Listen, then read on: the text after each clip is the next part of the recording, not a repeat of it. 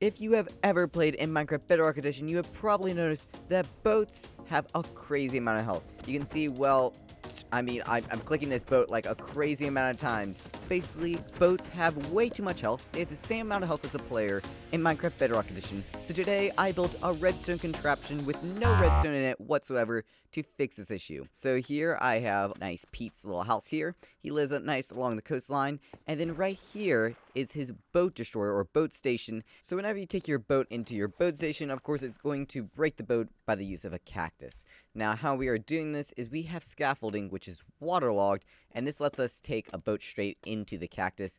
That, of course, when we're ejected, we can actually stand on the scaffolding too. Now, the nice thing about scaffolding is not only does it let you, of course, boat through it, and then, of course, let you stand on top of it, but if you are to just have a cactus plant and just really any block in the game right next to it, of course, it's going to break. But if you have scaffolding right next to cactus, it doesn't actually break. Now, you can't just place cactus in water, but if the area is dry at first, you can place a cactus down, and then water sources can actually flow right around a cactus with no issues whatsoever. Of course, you can't waterlog a cactus, but water does not break a cactus. Now, we are using all these things when it comes to the actual boat station. Of course, you are just taking your boat straight on in. It's going to break it.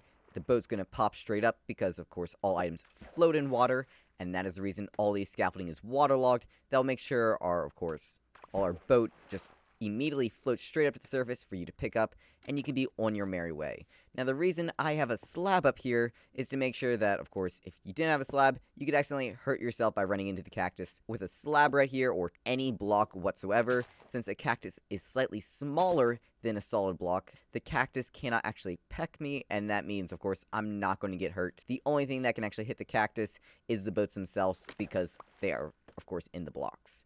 Now, if you've been extremely observant, you might have noticed that it isn't just scaffolding here. Underneath the scaffolding, there is actually some walls. The reason there are these walls is to make sure that you get ejected on top of the scaffolding and not in the scaffolding.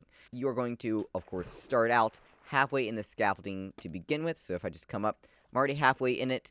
And then typically Minecraft's just going to place you straight on top of the scaffolding like this.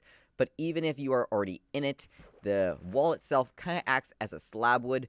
You don't have to have auto jump turned on or anything, and it will just let you calmly walk straight up the block without actually having to jump. And if you have depth strider, you won't even notice you're in the water at all. Now, you might have also noticed that in the back here, there is a moss carpet. So with this station, you can really have anything on this final block as long as it doesn't break the cactus. So whether that is moss carpet, really any other carpet, or of course snow layers. But when it comes to your other scaffolding, it does matter what you put here. If you have any moss carpet covering your scaffolding or normal carpet, both of these have hitboxes that will actually stop the boat from coming in.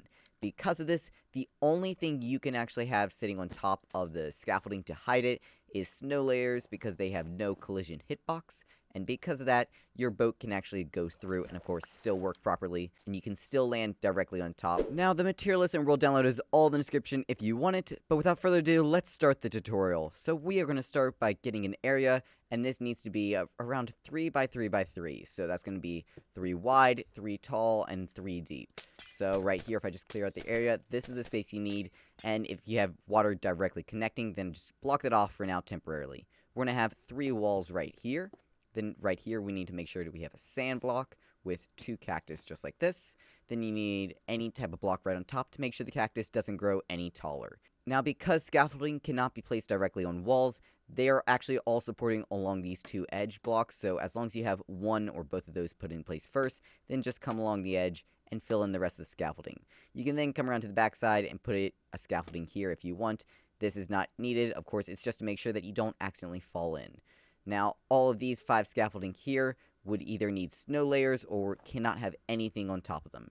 The only thing that's left to do is to fill each of these 5 scaffolding with water, and then go ahead and open it up to the rest of your lake or river, or really wherever you are going to be boating. If you guys have any questions, then let me know down in the comment section below. But this has been Rocket Builder, and I'll see you all in the next one.